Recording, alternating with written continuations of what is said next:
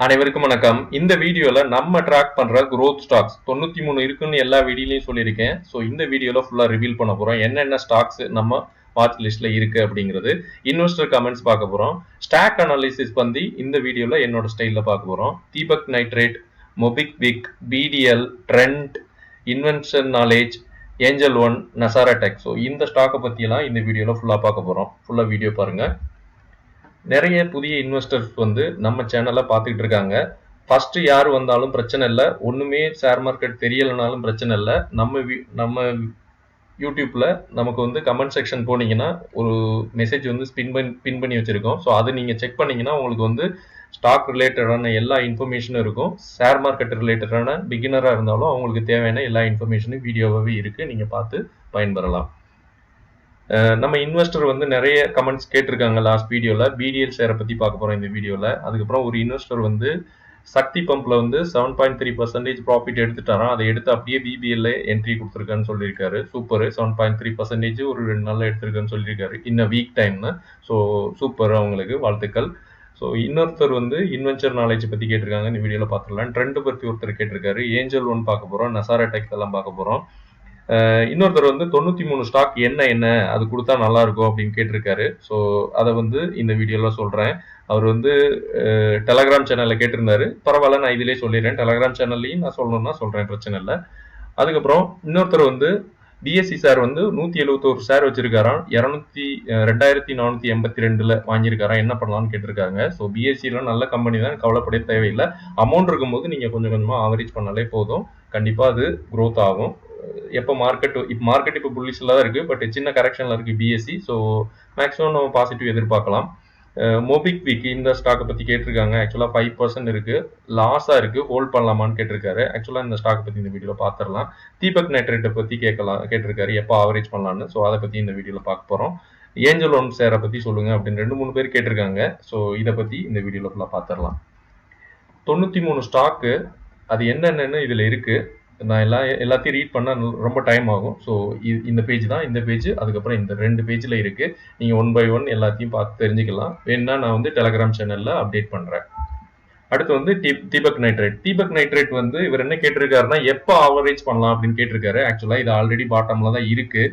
So average பண்ண வேண்டிய time தான், பிரச்சனை இல்லை. ஸோ நீங்கள் கண்டிப்பாக ஆவரேஜ் பண்ணலாம். ஸோ இது இல்லைன்னா நம்ம வந்து இந்த ஃபீல்டில், அதாவது இந்த இண்டஸ்ட்ரிக்குள்ளே இருக்க கம்பெனியில் நம்ம வந்து சோலார், அதுக்கப்புறம் லிண்டே இந்தியா, ஸோ இந்த 2 கம்பெனியை வந்து நம்ம ட்ராக் பண்ணிட்டு இருக்கோம். ஏன்னா இது 2 க்ரோத் ரேட் வந்து நல்லா இருக்கு இப்போதைக்கு. தீபக் ரேட்டு நல்ல கம்பெனி தான், பட் இப்போதைக்கு லாஸ்ட் 5 இயர்ஸ் சிஏஜிஆர் கம்பேர் பண்ணால் அந்த அளவுக்கு இல்லை. அதனால நம்ம இதை ஃபாலோ பண்ணல. ஸோ இந்த லிஸ்ட்ல இருக்கிறது வந்து எப்போ வேணாலும் நான் மாறும். ஸோ இதுதான் பர்மனண்டா நான் ஃபாலோ பண்றது இல்லை. க்ரோத் ரேட்டை பேஸ் பண்ணி நான் அப்பப்போ மாற்றுவேன். ஓகே. ஸோ இது வந்து நீங்கள் கண்டிப்பாக ஆவரேஜ் பண்ணலாம், பிரச்சனை இல்லை. பட் நல்ல கம்பெனி தான், நீங்கள் ஹோல்ட் பண்ணலாம் கொஞ்ச நாள், நல்ல ப்ராஃபிட்டில் வரும். ஸோ லாஸ்ட்டில் விற்க வேணாம், கொஞ்சம் கொஞ்சமாக ஆவரேஜ் பண்ணாலே நமக்கு தேவையான ப்ராஃபிட் நமக்கு கண்டிப்பாக வரும். மொபிக்விக், ஸோ இது வந்து 5% லாஸ்ட்ல இருக்கு, ஹோல்ட் பண்ணலாமா அப்படின்னு கேட்குறாங்க. ஆக்சுவலாக லாஸ்ட்ல எதையுமே விற்க வேணாம்னு, அதுதான் என்னோட கருத்து. ஸோ இதை பற்றி சொல்லணும்னா, இவங்க வந்து மார்க்கெட் கேபிட்டல் இவங்க வந்து கொஞ்சம் 10,000 கோடிக்கு மேலே இருந்தால் தான் நம்ம பார்த்துட்டு இருக்கோம் எல்லா கம்பெனியும். ஸோ இது வந்து 2300 கோடி தான் இருக்கு. பட் இவங்களை பற்றி சொல்லணும்னா, கரண்ட் ப்ரைஸ் வந்து 2298 இருக்கு. இவங்க இன்ட்ரெஸ்டிங் வேல்யூ கிடைக்கல. ஆக்சுவலாக ப்ரைஸ், ஸ்டாக் ப்ரைஸ் சிஏஜிஆரும் கிடைக்கல. ஸோ ஆர்ஓசி எல்லாம் நெகட்டிவாக தான் இருக்குது, ஆர்ஓஇயும் நெகட்டிவாக தான் இருக்குது. ஸோ இவங்க ரிட்டர்ன்ஸ் பெருசாக கொடுக்கலன்னு நினைக்கிறேன். இவங்களோட டெப்ட் இவங்கள்ட்ட இருக்குது. ஸோ நீங்கள் பாசிட்டிவ் வந்தால் எஸ்கேப் ஆகுறது நல்லது. சேல்ஸ் க்ரோத் மட்டும் இவங்க நல்லா கொடுத்துருக்காங்க. சேல்ஸ் க்ரோத் இந்த வருஷம் 5.88% இருக்குது. ஆக்சுவலாக நெட் ப்ராஃபிட் வந்து ரிசல்ட் பார்த்தீங்கன்னா பயங்கரமாக அடி வாங்கியிருக்கு. ஸோ இந்த கம்பெனிலாம் கொஞ்சம் பிளட்ஜ் நிறைய இருக்குன்னு நினைக்கிறேன், பார்த்துடலாம் இதை பற்றி. ஆக்சுவலாக சேல்ஸ் க்ரோத் மட்டும் இந்த கம்பெனியில் நல்லா இருக்குன்னு காமிச்சிருக்காங்க, பட் ரிசல்ட் எல்லாம் பயங்கரமாக அடி வாங்கியிருக்கு. பேமெண்ட் இன்ஃப்ராஸ்ட்ரக்சர் பிஸ்னஸில் இருக்காங்க, லோ பிளட்ஜ்டு ப்ரொமோட்டர் தான் இவங்க சொல்லியிருக்குது. பட் எந்த அளவுக்கு உண்மைன்னு தெரில. எஃப்ஐ ஹோல்டிங் வந்து இன்க்ரீஸ் ஆகிட்டு இருக்காங்க. ஸோ அது வந்து இதுக்கு பெரிய பாசிட்டிவ். மார்க்கெட் ஷேர் வந்து இன்க்ரீஸ் ஆகிட்டு இருக்கு. அதுக்கப்புறம் ஹையர் தென் இண்டஸ்ட்ரி ரெவன்யூ க்ரோத் இருக்கு. ஃபோர்காஸ்ட் வந்து, ப்ரைஸ் ஃபோர்காஸ்ட் வந்து அனலிஸ்ட் சொல்றது 34% வரைக்கும் போகலாம் அப்படிங்கிறாங்க. ஸோ ப்ரைஸ் வைஸு தெரில, இவங்க சொல்கிறது தான். நான் ஓனாக சொல்லலை, இது எல்லாமே நான் நெட்லேருந்து எடுத்த டேட்டா தான். அதுக்கப்புறம் ஸ்ட்ராங் க்ரோத் பேமெண்ட் பிஸ்னஸில் வந்து இவங்களுக்கு நல்ல க்ரோத் இருக்குன்னு சொல்கிறாங்க. அதுக்கப்புறம் யூபிஐ டிரான்சாக்ஷன் வந்து எக்ஸ்பான்ஷன் பண்ணிட்டு இருக்காங்க, அது நல்ல க்ரோத்தில் இருக்குது. அதுக்கப்புறம் ஃபினான்ஷியல் சர்வீசஸ் வந்து நல்ல க்ரோத்தில் இருக்குன்னு சொல்கிறாங்க. ஸோ இதெல்லாம் இவங்கள்ட்ட நல்லா இருந்தாலும் இவங்கள்ட்ட வந்து பெரிய மைனஸ்னா ரீட்டைல் ஹோல்டிங் வந்து இன்க்ரீஸ் ஆகிட்டு இருக்கு. ஸோ இது வந்து பெரிய மைனஸ் தான். அதுக்கு ஏன்னா ரீட்டைல் ஹோல்டிங் வந்து கம்பெனியில் கம்மியானாதான் அந்த கம்பெனிக்கு நல்லது. அதுக்கப்புறம் லெண்டிங் ஆபரேஷனல் எக்ஸ்பென்சஸ் அது வந்து அதிகமாயிட்டு இருக்குன்னு இருக்கு. Regularity change impact investor return, அதாவது ரெகுலாரிட்டினால இவங்களுக்கு இன்வெஸ்டர் ரிட்டர்ன், இவங்க இதில் இன்வெஸ்ட் பண்ணியிருக்காங்க அவங்களுக்கு ரிட்டர்ன் வந்து கம்மியாகுதுன்னு சொல்றாங்க. Credit quality risk management, so இதெல்லாம் வந்து டிக்ரீஸ் ஆகிட்டு இருக்கு. ஸோ கம்பெனியில் கொஞ்சம் பிரச்சனைகள் இருக்கு, பட் பாசிட்டிவ் க்ரோத் இவங்க காமிச்சிட்டு இருக்காங்க. பட் இது எந்த அளவுக்கு உண்மைன்னு தெரில. ஸோ மேக்ஸிமம் உங்களுக்கு வந்து பாசிட்டிவ் வந்துச்சுன்னா நீங்க வெளியேறது நல்லது. இவங்க வந்து உள்ள வந்துட்டு ஃபுல்லா கீழே தான் இருக்காங்க. ஸோ ரீசெண்ட் டைம்ல ஒரு 1 இயர்க்குள்ளேயே இந்த ரேஞ்சில் தான் இருக்கு. ஸோ இப்போ உள்ள வந்து அதாவது ஐபிஓ இப்போ தான் வந்திருக்காங்கன்னு நினைக்கிறேன். ஸோ அதனால கொஞ்சம் வெயிட் பண்ணி கூட பார்க்கலாம். மேபி நல்ல சான்சஸ் கூட இருக்கு. ஸோ ஆவரேஜ் பண்ண வேண்டிய டைம் தான். நீங்க ஹோல்ட் பண்ணுங்க, ஏன்னா நெகட்டிவா விற்க வேணாம். இது ரிலேட்டடான பிஸ்னஸ்ன்னு சொன்னீங்கன்னா எஸ்பிஐ கார்ட்ஸ் பேமெண்ட் இருக்காங்க. எனக்கு இந்த மாதிரி கம்பெனிலாம் இருக்கு, நீங்க பாருங்க. பட் இது நம்ம எதுவுமே இந்த மாதிரி கம்பெனியில் நம்ம ட்ராக் பண்ணல இப்போ வரைக்கும். மொபிக்விக், ஸோ நீங்கள் தான் பிளான் பண்ண. இவங்க வந்து பேமெண்ட் இன்ஃப்ராஸ்ட்ரக்சர் பிஸ்னஸில் இருக்காங்க மெயினாக. அடுத்து வந்து பிடிஎல் ஷேர். பிடிஎல் ஷேரை பற்றி சொல்லணும்னா இவங்க வந்து எல்லாருக்குமே தெரிஞ்சது தான். டிஃபென்ஸ் செக்டரில் இருக்க ஒரு company, design manufacture weapon system. So இந்த மாதிரி பிஸ்னஸ் இவங்க பண்ணிக்கிட்டு இருக்காங்க. மேக்ஸிமம் இந்த கம்பெனி வந்து நம்மளும் ட்ராக் பண்ணிட்டு தான் இருக்கோம். இவங்களோட ப்ரொமோட்டர் வந்து லோ பிளஸ் ப்ரொமோட்டர் தான். ப்ரைஸ் ஃபோர்காஸ்ட் வந்து 20 to 40% போகும்னு அனலிஸ்ட் சொல்கிறாங்க. அதுக்கப்புறம் இவங்களோட ரெவன்யூ க்ரோத் ஃபோர்காஸ்ட் வந்து நல்லா இருக்கு. ஸோ இவ்வளோதான் இந்த கம்பெனி பற்றி எனக்கு கிடைச்சது. பட் நல்ல கம்பெனி தான். இவங்களோட மார்க்கெட் ஷேர் வந்து டிக்ரீஸ் ஆகிட்டு இருக்குன்னு சொல்கிறாங்க, இது ஒரு நெகட்டிவ். அதுக்கப்புறம் இண்டஸ்ட்ரி ரெவன்யூ க்ரோத் வந்து கம்மியாக இருக்கும் அப்படிங்கிறாங்க. அது பிரச்சனை இல்லை. இந்த இண்டஸ்ட்ரியில் இதோட ரெவன்யூ க்ரோத் கம்மியாக இருக்குன்னு சொல்கிறாங்க. இவங்களோட மார்க்கெட் கேபிட்டல் வந்து 57,000 கோடி. அதுக்கப்புறம் இவங்க வந்து ஸ்டாக் பி வந்து 102 இருக்கு. ஸோ ஹையர் வேல்யூஷன் தான் சொல்லுவாங்க. இண்டஸ்ட்ரி பி வந்து 73 இருக்கு, கொஞ்சம் ஹையர் வேல்யூஷன் தான். கரண்ட் ப்ரைஸ் வந்து 1500 இருக்கு. இவங்களோட இன்ட்ரெஸ்டிங் வேல்யூ 182 தான் இருக்கு. ஸோ இது வந்து ஓவர் வேல்யூடு தான். இருந்தாலும் இவங்களோட ஆர்ஓசி ஆர்ஓஇ எல்லாமே 15 ஒட்டி இருக்கு. ஸோ இதெல்லாம் குரோத்தில் இருக்க கம்பெனி எல்லாமே இந்த மாதிரி தான் இருக்கு. டெப்ட் கம்மியாக தான் இருக்கு இவங்களுக்கு. சேல்ஸ் குரோத்து 5 இயர்ஸ்ல கம்பேர் பண்ணும்போது கம்மியாக தான் இருக்கு. பட் இந்த வருஷத்துல மட்டும் ரொம்ப அதிகமாக இருக்கு, 50%. ரிசல்ட் வந்து 154% இன்க்ரீஸ் ஆயிருக்கு. ஸோ இந்த quarter result last year quarter compare பண்ணும்போது சேல்ஸ் வந்து 23% இன்க்ரீஸ் ஆயிருக்கு. ஸோ இது வந்து நல்ல பர்சன்டேஜ் தான். நம்மளும் ட்ராக் பண்ணி தராங்க. சூப்பரான கம்பெனி. ப்ரைஸ் ஃபோர்காஸ்ட்டும் நல்லா தான் இருக்கு. சேல்ஸ் குரோத் இந்த வருஷம் நல்லா இன்க்ரீஸ் ஆயிருக்கிறதுனால இது வந்து நல்ல குரோத்தில் இருக்கு. ஸோ இவங்களோட ப்ரைஸுமே 200 டே மூவிங் ஆவரேஜ்க்கு மேலே போயிட்டு இருக்காங்க. ஸோ கன்சிடர் பண்ணணும்னா நீங்கள் இன்னும் கொஞ்சம் கீழே வந்தால் கன்சிடர் பண்ணலாம். பட் ஆல்ரெடி மேலே தான் இருக்கு. ஆவரேஜ் பண்ணால் கண்டிப்பாக ஆவரேஜ் பண்ணலாம். மேபி இது மேலே ஆல் டைம் ஹைக்கோட போகும், இல்லைனா கீழே சின்னதாக கீழே இறங்கிட்டு மேலே போக கூட சான்ஸ் இருக்குது. இது ரிலேட்டடான பிஸ்னஸில் இருக்கவங்க நம்ம பாரத் பிடிஎல் இது பண்ணிட்டு தான் இருக்கோம், ட்ராக் பண்ணிட்டு தான் இருக்கோம். ஹிந்துஸ்தான் ஏரோநாட்டிக்ஸ் ட்ராக் பண்ணிட்டு தான் இருக்கோம். டாடா பேட்டர்ன்ஸ் இருக்குது, பராஸ் டிஃபென்ஸ் இந்த மாதிரி கம்பெனிலாம் இருக்குது. ஸோ டிஃபென்ஸ் செக்டரில் இருக்க கம்பெனியுமே நல்ல க்ரோத்தில் தான் இருக்கும். அடுத்து வந்து இன்வென்ச்சர் நாலேஜ். ஸோ இந்த கம்பெனியை பற்றி ஒருத்தர் கேட்டிருக்காரு. இந்த கம்பெனி நம்ம ட்ராக் பண்ணல. பட் இவங்களோட மார்க்கெட் கேபிட்டல் வந்து 26,000 கோடி இருக்கு. இவங்களோட ஸ்டாக் பி வந்து 48 இருக்கு. இண்டஸ்ட்ரி பி வந்து 30 இருக்கு. ஸோ இவங்க வந்து கொஞ்சம் ஓவர் வேல்யூ தான் தெரியுறாங்க பி ரேஷியோ வச்சு. கரண்ட் ப்ரைஸ் வந்து 1500 இருக்கு. இண்டஸ்ட்ரிக் வேல்யூ, ஸோ இது வந்து கொஞ்சம் ஓவர் வேல்யூடு தான். இவங்களோட ஆர்ஓசி ஆர்ஓஇ எல்லாமே 20க்கு மேலேயே இருக்கு. டெப்ட் இவங்கள்ட்ட கொஞ்சம் இருக்கு. சேல்ஸ் க்ரோத் வந்து 5 இயர்ஸ்ல 38%, சூப்பரான பர்சன்டேஜ். இந்த வருஷம் 46% இருக்கு. ஸோ இவங்க வந்து நல்ல பர்சன்டேஜ் தான் கொடுத்துருக்காங்க. பட் ஸ்டாக் ப்ரைஸ் எனக்கு வந்து சிஏஜிஆர் ஃபுல்லாக கிடைக்கல. பட் சேல்ஸ் க்ரோத்துக்கு அமௌண்ட் சேல்ஸ் க்ரோத் கிடைச்சது, அது எல்லாமே நல்ல பர்சன்டேஜ் தான். இவங்களோட ரிசல்ட் வந்து சேல்ஸ் வந்து 16% இன்க்ரீஸ் ஆயிருக்கு. நெட் ப்ராஃபிட் வந்து 59% இன்க்ரீஸ் ஆயிருக்கு. அதெல்லாம் சூப்பரான பர்சன்டேஜ் தான்.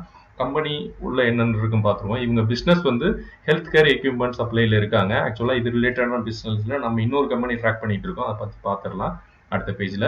இவங்க ப்ரொமோட்டர் நல்ல ப்ரொமோட்டர் தான். எஃப்ஐஐ ஹோல்டிங் வந்து இன்க்ரீஸ் ஆகிட்டு இருக்காங்க, சூப்பராக. அதுக்கப்புறம் இன்க்ரீஸ்டு மார்க்கெட் ஷேர் தான், higher than industry revenue growth. இந்த இண்டஸ்ட்ரியில் இவங்களுக்கு ரிட்டர்ன்ஸ் வந்து நல்லா இருக்கு, ரெவன்யூ வந்து நல்லா இருக்கு அப்படிங்கிறாங்க. ப்ரைஸ் ஃபோர்காஸ்ட் வந்து 15% தான் சான்ஸ் இருக்குன்னு சொல்லுவாங்க. இது வந்து ஒரு சின்ன நெகட்டிவ். ஆக்சுவலாக 15% வந்து 1 இயருக்கு இவங்க கொடுக்குற அனலிஸ்ட் கொடுக்குற ஒரு ஃபோர்காஸ்ட், அவ்வளோதான். ஸோ எக்ஸ்பெக்டேஷன் வந்து அவ்வளோதான் இருக்கு. ஸ்ட்ராங் ஃபைனான்ஸ் வந்து நல்லா இருக்கு இவங்கள்ட்ட. மார்க்கெட் எக்ஸ்பென்ஷன் நல்லா பண்ணிட்டு இருக்காங்க. ஸோ 15% அவங்க தான் சொல்றாங்க. பட் கம்பெனி என்ன நடக்கும், ஸ்டாக்ல என்ன நடக்கும், அது யாருக்கும் தெரியாது. இது வந்து ஒரு அனலிஸ்ட் சொல்றது, அவ்வளவுதான். அதுக்கப்புறம் இன்னோவேட்டிவ் டெக்னாலஜி வந்து அடாப்ஷன் பண்ணிட்டு இருக்காங்க. Super. Operational efficiency and margin improvement. So இது எல்லாமே நல்லா இருக்கு இந்த கம்பெனிக்கு. இந்த கம்பெனிக்கு மேக்ஸிமம் பாசிட்டிவ் தான் இருக்கு. நெகட்டிவ்னு பார்த்தீங்கன்னா கஸ்டமர் பேஸ் ரிடக்ஷன். ஆக்சுவலாக கஸ்டமர் வந்து ரிடக்ஷன் ஆகிட்டு இருக்காங்க. Work force reduction and challenges. So இது கொஞ்சம் நெகட்டிவாக இருக்கு. Revenue per decision decline. So அது கொஞ்சம் கன்சர்னாக இருக்கு. ஸோ இது கொஞ்சம் டெம்பரவரி தான் இது எல்லாமே. பட் நிறைய பாசிட்டிவ் தான் இந்த கம்பெனியில் இருக்குது. பட் இந்த கம்பெனி வந்து நம்ம ட்ராக் பண்ணல. அதுக்கு பதில் நம்ம வந்து பாலி மெடிக்யூர் வந்து ட்ராக் பண்ணிட்டு இருக்கோம். ஸோ இது எல்லாருக்குமே தெரியும். இந்த கம்பெனிலாம் நம்ம வாங்குற மாதிரி இருந்தால் பட் மேலே போயிடுச்சு. இந்த கம்பெனியை பற்றி சொல்லணும்னா அதாவது இன்வென்ச்சர் நாலேஜ் இவங்களுமே ஆல்ரெடி பாட்டம்ல தான் இருக்காங்க. இன்னொன்று ப்ரைஸ் வந்து யாரோ கண்ட்ரோல் பண்ணிட்டு இருக்காங்க. எனக்கு பார்த்தாலே தெரியுது. ஸோ மேபி பிரேக் அவுட் ஆகி மேலே போக சான்ஸ் இருக்குன்னு நினைக்கிறேன். பட் கீழே வந்தாலும் மேக்ஸிமம் எவ்வளோ தூரம் கீழே வரும்? 1300 அதெல்லாம் மேக்ஸிமம் பாட்டமில் வரும். ஒரு 200 ரூபா கம்மியானாலும். பட் மேலே போனால் நிறைய சான்ஸ் இருக்குது ஆல் டைம் கூட போக. நீங்கள் பார்த்து முதலீடு பண்ணுங்கள். அடுத்து வந்து ட்ரெண்ட். இந்த கம்பெனி வந்து நம்ம ட்ராக் பண்ணிட்டு தான் இருக்கோம். இதோட மார்க்கெட் கேபிட்டல் பாருங்க 1,82,000 கோடி. இவங்களோட ஸ்டாக் பிஏ அதிகமாக தான் இருக்கும், 115. இண்டஸ்ட்ரி பிஏவி 51, ஓவர் வேல்யூடு தான். இவங்களோட இண்டஸ்ட்ரிக் வேல்யூ 997. கரண்ட் ப்ரைஸ் வந்து 5,130. ஸோ இது ஓவர் வேல்யூடு தான். இருந்தாலும் இவங்க வந்து நல்ல க்ரோத்தில் இருக்கிறதுனால இவங்க இருக்காங்க, அதிகமான வேல்யூவேஷனில் இருக்காங்க. இவங்க வந்து ரெடிமேட் கார்மெண்ட்ஸ் இது எல்லாருக்குமே தெரியும். டாட்டாவோட ஒரு கம்பெனி. இவங்களோட ரிசல்ட் வந்து சேல்ஸ் வந்து 19% இன்க்ரீஸ் ஆயிருக்கு. நெட் ப்ராஃபிட் வந்து 9% இன்க்ரீஸ் ஆயிருக்கு. ஆக்சுவலாக டாட்டா அந்த பிராண்டுக்காகவே நிறைய பேர் வாங்குவாங்க. இவங்களோட காம்பவுண்ட் சேல்ஸ் க்ரோத் வந்து பாருங்க எல்லாமே அட்டகாசமாக கொடுத்துருக்காங்க. 5 வருஷத்துக்கு முன்னாடி, அதாவது 5 வருஷம் 38% சேல்ஸ் க்ரோத் ஆகிட்டு தான் இருக்கு. ப்ரைஸுமே பாருங்க 49% 2 வருஷத்துல கொடுத்துருக்காங்க. வருஷம் 49% ரிட்டர்ன்ஸ் கொடுத்துருக்காங்க ப்ரைஸை வச்சு. இந்த வருஷம் மட்டும் டிக்ளைன் ஆயிருக்கு. ஸோ அது எதனாலன்னு பார்த்துடலாம். இவங்கள்ட்ட பாசிட்டிவ்னு சொன்னீங்கன்னா டிவிடெண்ட் வந்து இன்க்ரீஸ் ஆகிட்டு இருக்காங்களாம். சூப்பரு. இவங்களோட ப்ரொமோட்டர் வந்து நல்ல ப்ரொமோட்டர் தான். மார்க்கெட் ஷேர் வந்து இன்க்ரீஸ் ஆகிட்டு இருக்கு. ஹையர் தென் இண்டஸ்ட்ரி ரெவன்யூ குரோத் தான். இந்த இண்டஸ்ட்ரியில் இவங்க தான் நம்பர் 1ல ரெவன்யூவில் இருக்காங்க. ஃபோர்காஸ்ட் வந்து 16 to 37% கொடுக்குற மாதிரி இருக்கு. இவங்க வந்து சான்ஸ் இருக்கு அப்படின்னு சொல்றாங்க அனலிஸ்ட். ஃபைனான்ஸ் வந்து ஸ்ட்ராங்கா இருக்கு. இது டாட்டானால சொல்லவே தேவையில்லை. இவங்களோட ஸ்டோரை வந்து எக்ஸ்பென்ஷன் பண்ணிட்டு இருக்காங்க. கஸ்டமர் என்கேஜ்மெண்ட் வந்து நல்ல பாசிட்டிவ்ல இருக்குன்னு சொல்றாங்க. உங்களோட ரெவன்யூ க்ரோத் ஃபோர்காஸ்ட் அது வந்து கொஞ்சம் சேலஞ்ச் ஆகிருக்கு. அதுக்கப்புறம் எஃப்ஐஐ வந்து டிக்ரீஸ் ஆகிட்டு இருக்காங்க. ஸோ மேபி இது ஒரு ரீசனாக இருக்குன்னு என்னோட கெஸ். இவங்களோட ப்ரைஸ் வந்து கொஞ்சம் கம்மியானதுக்கு. வேற நெட் ப்ராஃபிட் கொஞ்சம் கம்மியாக மாடரேட்டாக தான் இருக்கு, பெருசாக ஒன்றும் இல்லை. பட் இவங்களோட டெப்ட் இது நார்மல் தான், எல்லாருக்கும் இருக்கிறது தான். இவங்களோட ஆர்ஓசி ஆர்ஓஇ எல்லாமே 30 நல்ல பெர்சன்டேஜ் தான். இது எல்லாமே க்ரோத்தில் இருக்க கம்பெனினால இவ்வளோதான் இருக்குது. நம்மளுமே ட்ராக் பண்ணிட்டு தான் இருக்கோம். ஆல்ரெடி இவங்க வந்து பாட்டம்ல தான் இருக்காங்க. நியூ என்ட்ரி கொடுக்கலாம் தான் வாய்ப்பு இருக்குதான். ஏன்னா 200 டே மூவிங் ஆவரேஜ் கீழே தான் இருக்காங்க. மேபி இதுக்கு மேலே போனால் நல்ல புள்ளி சென்டிமெண்ட் வர சான்ஸ் இருக்கு. இவங்க ரிலேட்டடான பிஸ்னஸ்ல ஆதித்யா பிர்லா இந்த இதெல்லாம் இருக்காங்க. பட் இருந்தாலும் நம்ம ட்ரெண்டு தான் நம்ம மேக்ஸிமம் ஃபாலோ பண்ணுறோம். அடுத்து வந்து ஏஞ்சல் ஒன். இந்த கம்பெனியை பற்றி கேட்டிருந்தாங்க. மார்க்கெட் கேபிட்டல் வந்து 20,000 கோடி. இவங்க வந்து ஸ்டாக் ப்ரோக்கரேஜ் கம்பெனி.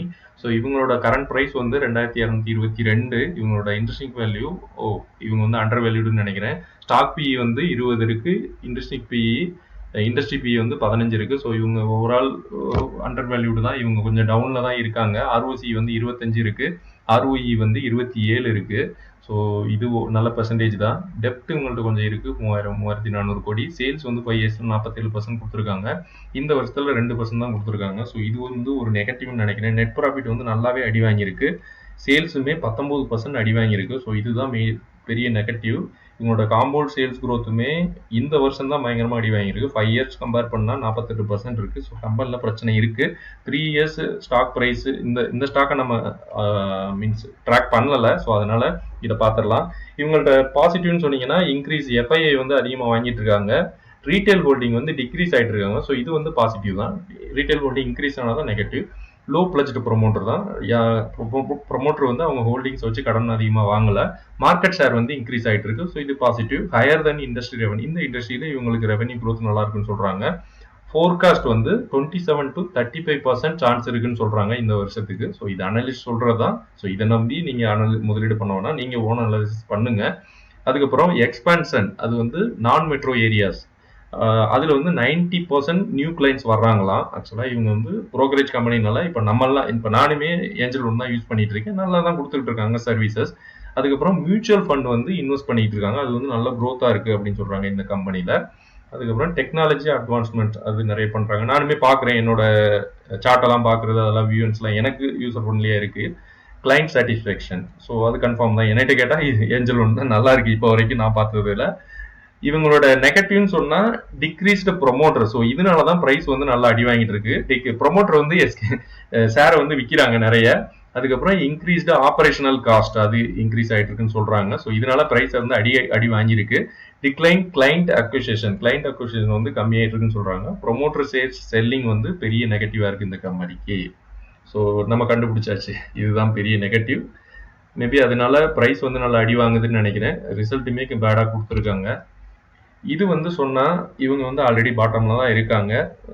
கன்சிடர் பண்ணலாம் தான். ஏன்னா இது வந்து 200 மூவிங் ஆவரேஜ் கீழே தான் இருக்கு. இன்னொன்று ஆவரேஜ் பண்ணால் கண்டிப்பாக ஆவரேஜ் பண்ணலாம் தான். நீங்கள் பார்த்துட்டு ஓனாக அனலைஸ் பண்ணி பண்ணுங்க. நசாரா டெக் இந்த கம்பெனியை பற்றி RSI 30 இருக்கு, வாங்கலாமா அப்படின்னு கேட்டிருக்காரு. நான் பார்த்துட்றேன். RSI வந்து ஆமாம் 30ல் தான் இருக்கு. இந்த கம்பெனி வந்து நான் அனலைஸ் பண்ணிடுறேன். ஆக்சுவலாக 10,000 crore தான் மார்க்கெட் கேபிட்டல் இருக்கு. ஓகே தான். ஸ்டாக் பி வந்து 82 இருக்கு. இண்டஸ்ட்ரி பி 82 இருக்கு. ஸோ இந்த ஃபீல்டில், அதாவது இவங்க வந்து கேமிங் ஸ்போர்ட்ஸ் மீடியா பிளாட்ஃபார்ம் அந்த இண்டஸ்ட்ரியில் இவங்க தான் மாஸ்டர்னு நினைக்கிறேன். அதனால ரெண்டுமே சேமாக தான் இருக்கு. நல்ல ஒரு பர்சன்டேஜ் தான். கரண்ட் ப்ரைஸ் வந்து 1000 ரூபாய் இருக்கு. இன்ட்ரெஸ்டிங் வேல்யூ வந்து 500 ரூபாய் இருக்கு. ஸோ இதுவுமே லைட்டாக ஓவர் வேல்யூடு தான். ROC ROE எல்லாமே ரொம்ப கம்மியாக இருக்குது. ஸோ 15க்கு மேலே இருந்தால் தான் நம்ம பார்த்துட்டு இருக்கோம். டெப்ட்டு 200 கோடி இருக்குது. ஸோ இது கொஞ்சம் நெகட்டிவாக பார்க்கலாம். சேல்ஸ் growth வந்து 45% இருக்குது. 45% 5 வருஷத்தில். இந்த வருஷத்தில் பயங்கரமான சேல்ஸ் growth இருக்குது. இவங்களோட ரிசல்ட் வந்து 202% கொடுத்துருக்காங்க. சேல்ஸ் வந்து 90%, 99% இன்க்ரீஸ் ஆயிருக்கு. இது வந்து சூப்பரான பர்சன்டேஜ். ஸ்டாக் ப்ரைஸ் அந்த அளவுக்கு மூவ் ஆகலை. என்ன ரீசன் பார்த்துடலாம். காம்பவுண்ட் சேல்ஸ் growth நல்லா தான் இருக்கு, 65% இந்த மாதிரி. இவங்களோட ரீட்டைல் ஹோல்டிங் வந்து டிக்ரீஸ் ஆகிட்டு இருக்கு. நல்லது தான். Low pledged promoter, increased market share, higher then இந்த இண்டஸ்ட்ரியில் இவங்க ரெவன்யூ growth நல்லா இருக்குன்னு சொல்றாங்க. ப்ரைஸ் ஃபோர்காஸ்ட் வந்து 27 to 50% ரைஸ் ஆகும் அப்படின்னு ஒரு சான்ஸ் இருக்கு அப்படின்னு சொல்றாங்க. அதுக்கப்புறம் கேமிங் செக்மெண்ட்ல இவங்க எக்ஸ்பேண்ட் பண்ணிட்டு இருக்காங்க. அதுக்கப்புறம் ஸ்ட்ராங் ஃபைனான்ஸ் இருக்கு. ஸோ இது எல்லாமே இவங்கள்ட்ட பாசிட்டிவ் தான். இவங்கள்ட்ட நெகட்டிவ்னு சொன்னால் impact of Google core update. So இதில் ஏதோ இவங்கள்ட்ட சேலஞ்சஸ் இருக்கு, அதில் ஏதோ கன்சர்ன் இருக்கு. அந்த சேலஞ்சு தான் கூகுள் கோர் அப்டேட், அதில் கொஞ்சம் பிரச்சனை இருக்குன்னு சொல்றாங்க. அதுக்கப்புறம் ஹை மார்க்கெட்டிங் எக்ஸ்பெண்டிச்சர், இவங்களுக்கு மார்க்கெட்டிங் வந்து கொஞ்சம் எக்ஸ்பெண்டிச்சர் இருக்கு. ஸோ அதனால ப்ரைஸ் வந்து அடி வாங்கியிருக்காங்க மேபி. ஆனால் ரிசல்ட் நல்லா தான் இருக்கு. மேபி வேற என்னமோ பிரச்சனை இருக்குன்னு நினைக்கிறேன். ஆனால் இவங்கள்ட்ட மேக்ஸிமம் பார்த்தா பாசிட்டிவ் தான் இருக்கு. இதில் பார்த்தா இவங்கள்ட்ட வந்து இந்த செக்மெண்ட்ல இருக்க கம்பெனி வந்து நசாரா டெக், ஒண்டர்லா ஹாலிடேஸ், இந்த மாதிரி கம்பெனிலாம் இருக்கு. இவங்க ஆல்ரெடி 200 மூவிங் ஆவரேஜ் பக்கத்தில் இருக்காங்க. இதுக்கு முன்னாடியும் 200 மூவிங் ஆவரேஜ்லேயே ஒரு 6 மாசமா சுத்திட்டு இருந்தா அதுக்கு மேலே போயிருக்காங்க. அதை விட்டு ரொம்பலாம் கீழே வரல. ஸோ மேபி கொஞ்சம் மேலே போக சான்ஸ் இருக்குன்னு நினைக்கிறேன். இதுக்கு மேலே கீழே வருமானு தெரியல. பட் இங்க வந்து பிக் வால்யூம் நடந்திருக்கு. ஸோ நீங்க பார்த்துட்டு முதலீடு பண்ணுங்க. ஓகே நண்பாஸ், அடுத்த வீடியோல பார்க்கலாம். நன்றி.